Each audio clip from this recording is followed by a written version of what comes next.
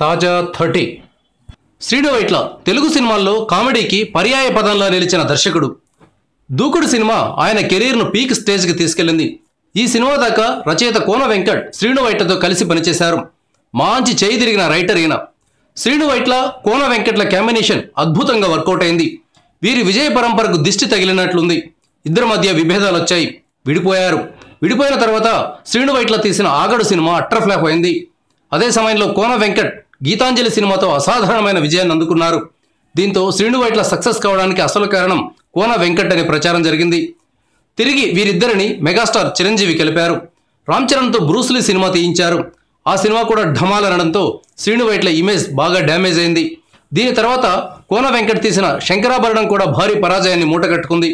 ఇప్పుడు మిస్టర్ సినిమా శ్రీను వైట్ల డైరెక్షన్ కెరీర్కు దాదాపుగా ముగింపు పలికిందని చెప్పవచ్చు. ఇకపై ఆయనతో పెద్ద నిర్మాతలు ఎవరూ సినిమా తీసే సాహసం చేయకపోవచ్చు. ఈ నేపథ్యంలో శ్రీను వైట్ల పరాజయాన్ని కోన వెంకట్ ఎంజాయ్ చేస్తున్నారని ఒక ప్రచారం జరుగుతోంది.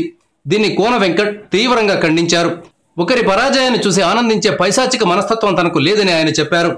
కెరీర్లో అపజయాలు అందరికీ సహజమేనని, తనకు కూడా ఉన్నాయని, అందువల్ల ఒకరి సినిమా ఫ్లాప్ అయితే ఆనందించేటంత కుసంస్కారం తనకు లేదని చెప్పారు. కోన వెంకట్ చెప్పిన మాట 100% కరెక్ట్.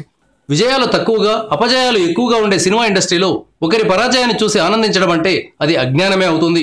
ఈ రోజున ఎగతాళి చేస్తున్న వాళ్ళు కూడా రేపు వైఫల్యాన్ని ఎదుర్కొనే అవకాశం ఉంది. Thank you viewers. ఈ వీడియో మీకు నచ్చితే లైక్ బటన్ టచ్ చేయండి. తాజా 30 ఛానల్కు సబ్స్క్రైబ్ చేయండి.